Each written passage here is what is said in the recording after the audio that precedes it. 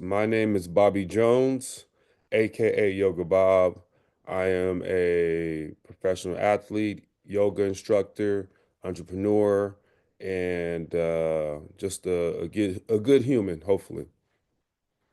Well, I think so. I was fortunate enough to meet you in Italy, and I think I saw you working with the kids. I was like, this man has a solid heart, and I'm glad that we can connect you with even more kids around the world now. Do you mind if we jump straight into some student questions? Because I already got some emailed to me. Yeah, yeah, let's get straight to it. And those of you who are live on this call, go ahead and message me the questions in the chat.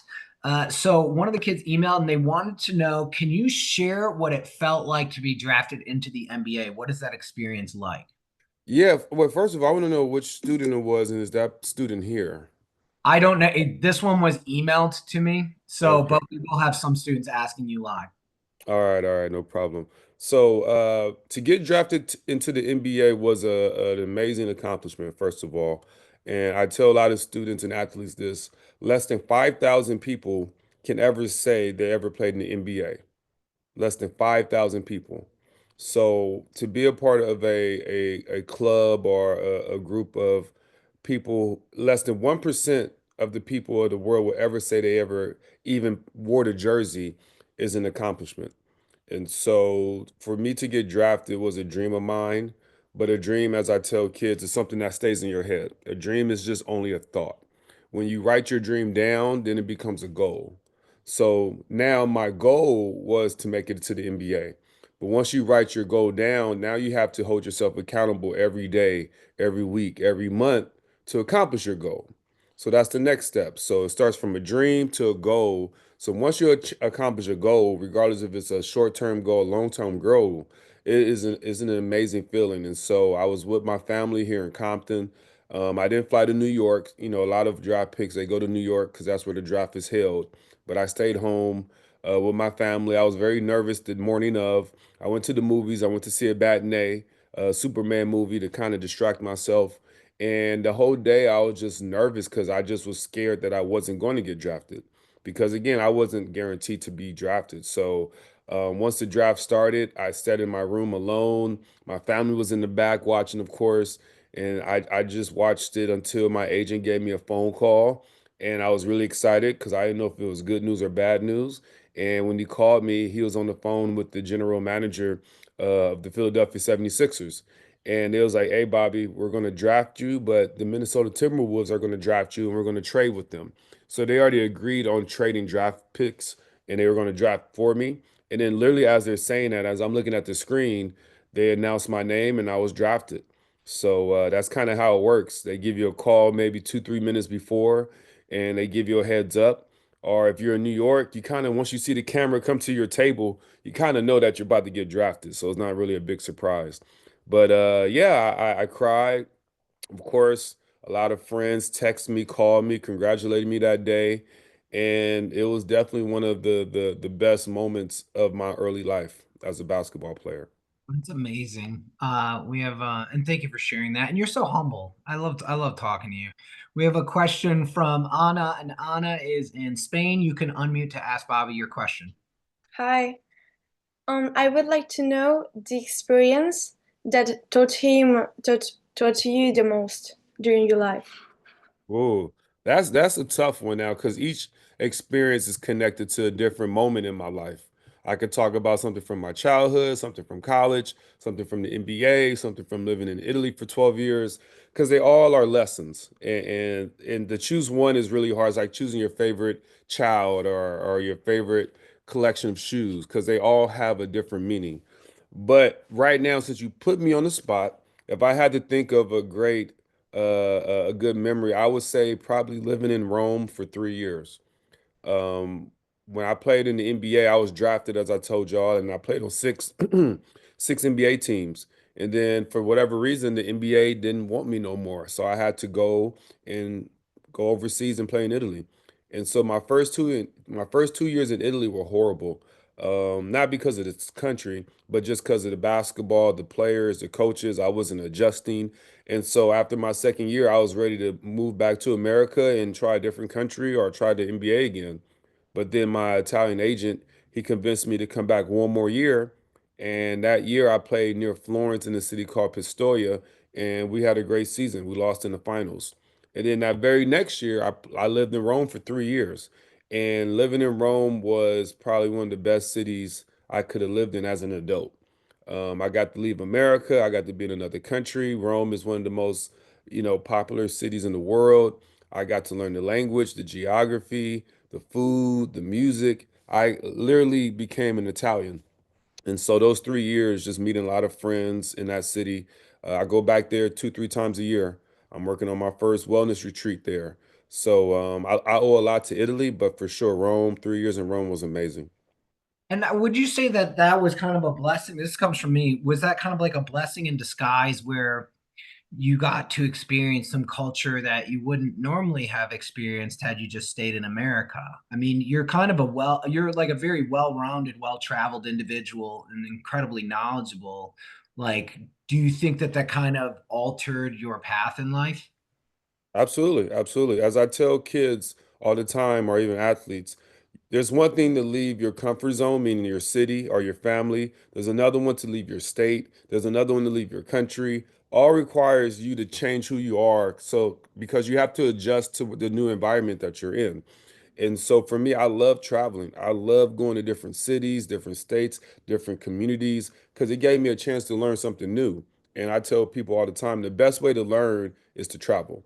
You can learn in so many ways, but the best way you can learn organically is to travel because you're literally removing yourself from your comfort zone and putting yourself in a totally new environment where you have to think, listen, talk, use all your senses to adjust. And so yeah, yeah, that was I tell people all the time, I had to unlearn because as you grow up, you have to learn and be programmed by all the things around you. But after a certain age, once you leave your city or state or country, you have the chance to unlearn the stuff that you learned, and now you can relearn the stuff that you want to learn. And so that was what living out the country did for me, which not saying that people can't do that without leaving your home, but it's much harder to leave. You can always go back home. If you fail, you can always go back home, guys. So don't be afraid to leave your home because after a certain age, you won't be able to leave your home and you're going to be stuck working at home like an NPC. I don't know if y'all know the term NPC, but in America, it's called non-player control. So make sure you're not an NPC. That's great. I love that. I think that's my favorite quote so far from you.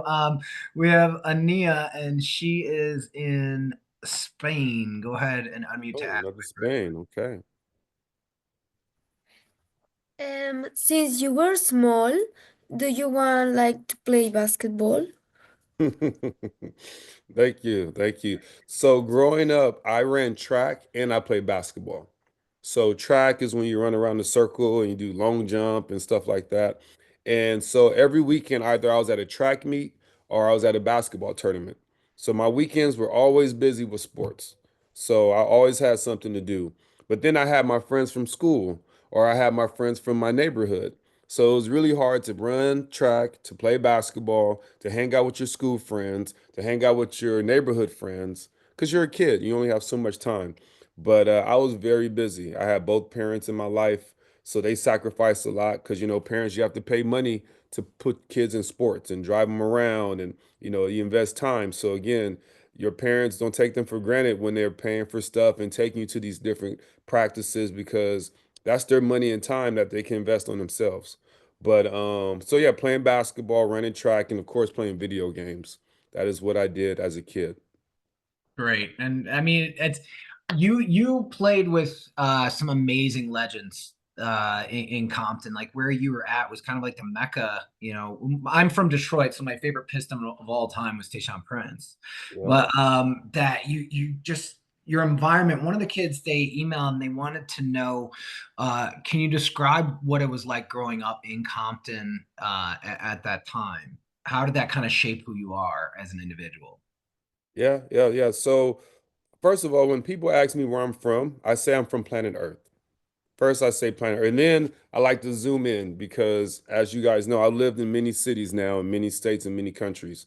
So I'm not just from Compton anymore. I'm from Italy. I'm from Seattle, where I went to college. I'm from Philadelphia. I've been everywhere. But when I say I'm from Compton, because again, a lot of people they may think something negative, they may think something positive.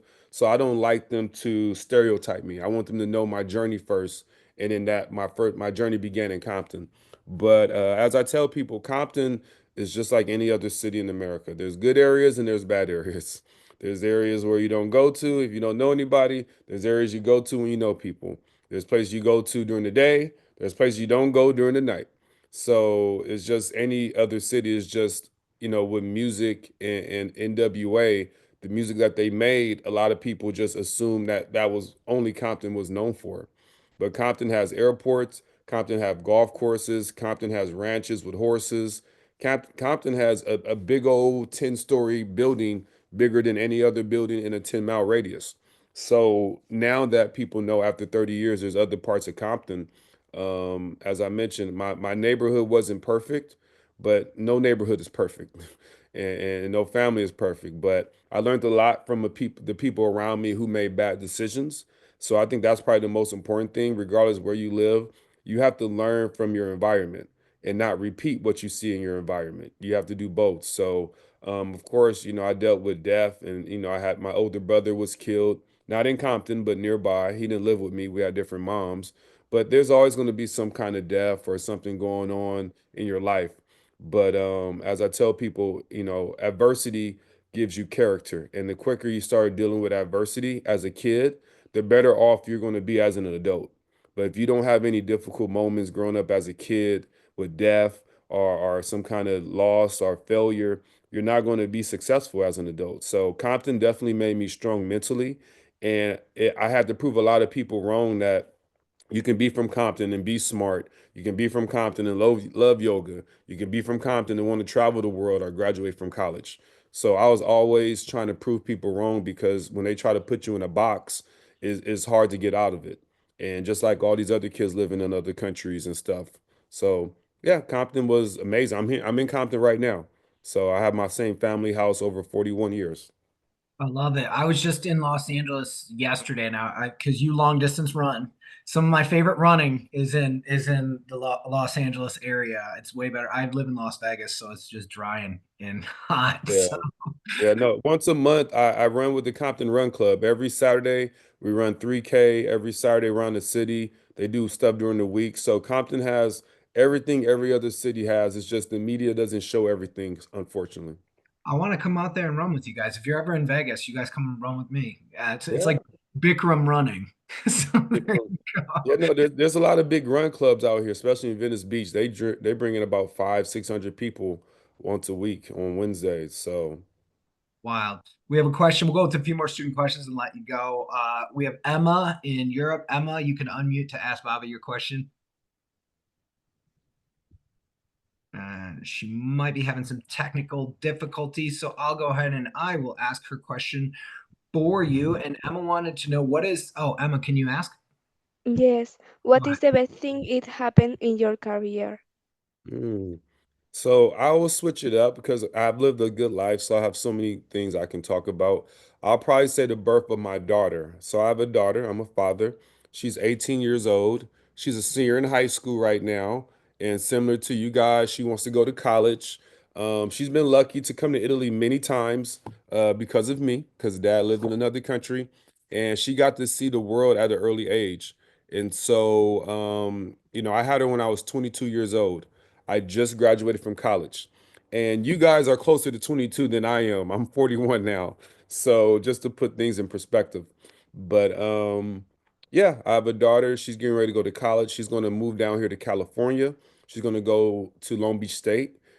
She had San Diego State to choose from and a couple other schools out the state, but we decided for her because she lives in Seattle, Washington. And so she's going to move down to LA next year and I'm excited to be around her more. So I would definitely say she's my one of my biggest accomplishments. That is wonderful. Long Beach State, the beach. So good for her. That's awesome. That's an awesome school. We have David in Germany. You had a really good question, my friend. Go ahead and ask. Yeah, my question is, do you, as somebody who has reached a very high goal or very high goals, think one should set the goals reachable and realistic, or rather too high and maybe not seeming reachable, but representing one's dreams? Yes, David, good question. So I mentor kids once a week out here, And my job is to help kids make goals. And goals can be day to day, week to week, month to month, year to year. You need goals in all of them because those goals are like small steps. And if you're not working on a goal every day, you're not taking the small step to get to the big step. And again, nobody's perfect. Nobody here needs to be a robot. But for example, every morning, not today because I just got back from Coachella last night, but every morning I walk outside my house and I walk on the grass with no shoes. I walk for 5 or 10 minutes. It's called grounding. I enjoy the sun. I breathe the fresh air. I don't look at my phone for the first hour. No phone.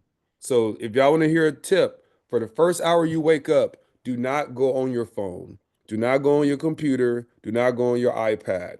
Stretch in your bed, drink some water, walk outside.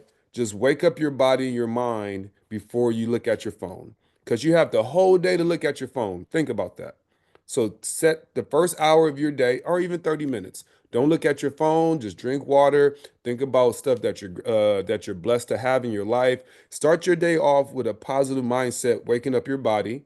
And I promise you, after 30 days, you will be so motivated and have so many more goals that you want to accomplish. And then before you go to bed, same thing, no phone for the last 30 minutes. Drink water, do some breathing, do some stretching, read a book, do something to prepare your body for sleep so that the next day you can have energy. And that's called a morning and night routine. And those are goals.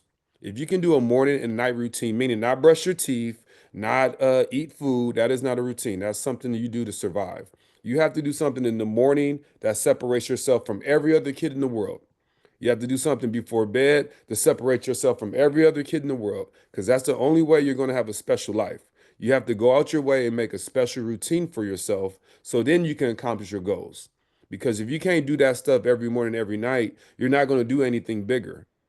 That what I just described to y'all doesn't cost any money. It doesn't cost any friends. It's just you preparing your body and your mind, and even doing a breathing exercise. I can explain it to you. You can try it when we finish. But yeah, you have to have a morning and night routine because once you do that, then you're setting yourself up to do the bigger goals.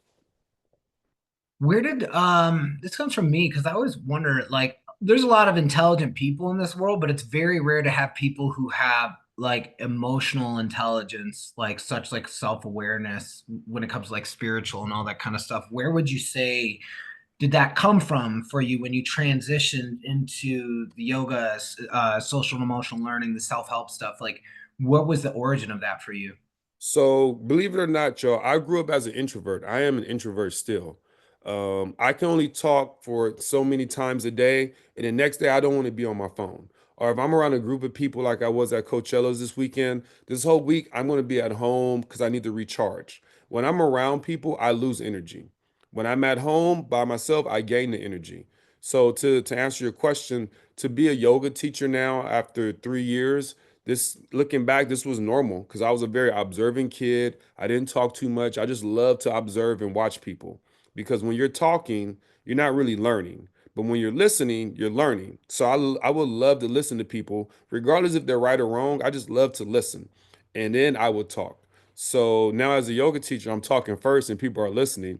But back to the social emotional learning, one of the big things we have to learn as humans, we have to learn how to breathe properly. Most of us do not breathe properly. Most of us, our brain is breathing for us. Right now, you're not even breathing on purpose. It's like an afterthought. That's how smart and advanced our brains are. It's breathing for us. So before I go, I want to show y'all this breathing exercise called box breathing. And I want y'all to start doing this every morning before you get out of bed. And I want you to do it every night before you go to bed. It's very simple. All right. It's called box breathing, and I'm gonna explain it. So you're gonna have your eyes closed, of course, and make sure you're sitting up straight, cross-legged seat. Not hunching down, not in a chair. I want you to sit up straight in your bed. You're gonna close your eyes. You're gonna do 5 rounds of breath. So with your eyes closed, when I say inhale, you're gonna inhale for 4 seconds. Then you're gonna hold your breath for 4 seconds. Then you're gonna exhale for 4 seconds, and then you're gonna hold your breath again, like a shape of a box. That's why it's called box breathing. So when your eyes are closed, I want you to use your imagination and I want you to visualize a box in between your eyes. That's what's going to help you stay focused and stay present. So I want you to do 5 to 10 rounds. So it's like a dance. You're going to inhale for 4 seconds, hold your breath, Exhale, hold your breath. I promise you, if you do that every morning or whenever you're feeling stressed or mad at somebody or whatever other emotion, that exercise helps regulate your nervous system. Your nervous system is all the different emotions that goes through your body on a daily basis. Most of us makes decisions because we're too emotional. But if you calm your nerves down and do some kind of breathing exercise, then you're going to make the best decision possible under a calm state of mind. But most of us, we make yelling, we make decisions because we're mad, frustrated, and you don't want to do that. So drink water, no phone for 30 minutes, and do box breathing and do 5 minutes stretching in bed. Take time to do some self care for yourself before you start your day. I promise you, you'll be more alert, you'll be more positive, you'll be more focused at school, you'll be more determined for your goals for the day. And again, it's a state of gratitude. That's great. And yeah, we're definitely going to be on that. We're going to be sharing this recording. Is there a website that we can go to learn more about Yoga Bob? Yeah, so my nonprofit, which is a global wellness initiative called Grow, Unwind, Connect, Grow, Unwind, Connect. This was something I started last year. I love giving back to schools. I love giving back to families. I love to give back to athletes because, again, all of them are different audiences that I'm a part of. And so my website is called growunwindconnect.org. If you go there, you'll see everything about my nonprofit. But of course, if you guys want to follow me, because that's another thing about adding people and following people on Instagram, the positive people, I can remind you to do those things that I told you today. So if you follow me on Instagram, my handle is Basketball Jones 84. Basketball Jones 84. And then my nonprofit on Instagram is called Grow underscore Unwind underscore Connect. And so we'll give you different things to help you, again, regulate your nervous system, give you tips on how to stay positive. And of course, my personal page, you'll see me walking on grass, doing yoga. Because again, once you see other people doing things, that's going to motivate you too. So hopefully you guys will add me. I would love to, be a mentor if you guys will allow me to. But first, you have to follow me so I can start understanding your story as well. So sharing is caring, of course. Absolutely. And we'll share that. I still have my Grow and Wine Connect shirt you gave me in Hey, Italy. So got to represent. So we have two more student questions and we'll let you go. Is that all right? sure. I got a couple more if they want, but yeah, let's go. Alicia, go ahead and ask your question. Hi, thank you for this opportunity. Hold on, Alicia. Well, No, Alicia, I gotta see your face. You can't ask me a question. I can't see your face. Yeah. I Hold can't. on. I I got I you. don't know I got why, but you. No, because I had a bottleneck connection, so I had to stop the video. All right, Alicia, you can turn your camera on. okay. Okay. Hi, thank you for this Hey. opportunity. Well, you have already answered my question, but what's your daily routine? See, okay. Yeah, so as I mentioned, my daily routine changes, but for the most part, every day, you know what? No, I don't have time to show you, but y'all gonna think I'm kind of crazy, but this is what I do. So every day I go to the sauna and I'm in the sauna for 1 hour. The sauna is the room with the wood and it's very dry heat. I do sauna for 1 hour every morning, 6 days a week. I come home, I drink water, I walk on the grass. I have a nail board where I step on the nails with my feet and I stand on top of the nails for about 5 minutes. People think I'm crazy, but for me, all your organs, all your nerves are at the bottom of your feet. So when you step on nails, again, it helps regulate and calm yourself. I write, I draw, I know I do my breathing exercises, and I have 4 cats. And I go in the back and I play with my 4 cats for the first hour. Then after I do that, I eat breakfast, I check my emails, and I check my phone, and that's how I begin my day. In the evenings, I go do yoga in Venice Beach, which is nearby. I do hot yoga. I do hot yoga about 5 days a week. So 6 days a week in the morning, I do sauna. 5 days a week in the evening, I do hot yoga. So I do the hardest thing in the morning, and I do some of the hardest stuff right before bed. And for me, that gives me a balance because everything else in the day is crazy. So if I can do the hardest thing first thing in the morning, my mind is already alert, is focused. I feel like a god. I'm like, all right, I did the hardest thing. Everything else is going to be easy today because I tricked my mind. So, but it took me a long time to get to this point. Trust me. So again, just try one thing, add a new thing, add a new thing, and then after like 6 months, you're gonna have a nice morning and a night routine. That's solid advice, solid advice. And so the last question I always ask this of all of our guests, is there any lasting or imparting advice you want to give to these kids as they go off into the world and kind of figure out what kind of paths they want to lead? Yes, yes. So, as I mentioned, I ran track. I played basketball. I love writing. I love traveling. I love learning. So I had a lot of different things that I was very passionate about. Have as many passions as possible, because the more passions you have, the more chances you're going to meet different people, you're going to travel, you're going to learn something, it maybe make you more physically fit. It's okay to have one passion, but the more passions you have, the better chance you're giving yourself to have a better life. Because again, a passion is something that you love to do. A hobby is something that you like, right? A hobby, I like that. I do that sometimes. That's a hobby. But when you love it, meaning you think about it every day, or you breathe it like air every day, it's in your body. That's when you know you're passionate. And when you're passionate about something, then that gives you a purpose, right? Passion gives you purpose. My passion was to be a basketball player. My purpose was to play in the NBA. And then once I made it to the NBA, that gave me peace of mind because I was like, I did it. I know I could do it. I did it. It gave you peace of mind. And then the last one is profit. So when you have a passion, it gives you purpose, it gives you peace. And if you're really lucky, it gives you a profit, meaning the money. Because again, we all want to make money doing things we're passionate about. But most adults don't make money doing things they're passionate about. They make money doing something because they have to make money. So again, you guys are at an age where you can make as many passions as you can and keep working on them, keep trying them, keep meeting other people who love those same passions. And that's how you build a community of people that love the things you do. And then you can help each other. And that's how you make money. That's how you build. But it starts with a passion. You have to love it. Great advice, guys, and for all of us. So, guys, check out growandmindconnect.org, and we'll also share his Instagram handle. So, before I end the meeting before I exit out of this, I'm going to ask everyone to unmute, and can we all say thank you to Bobby Ray Jones for taking time out of his day to talk to us?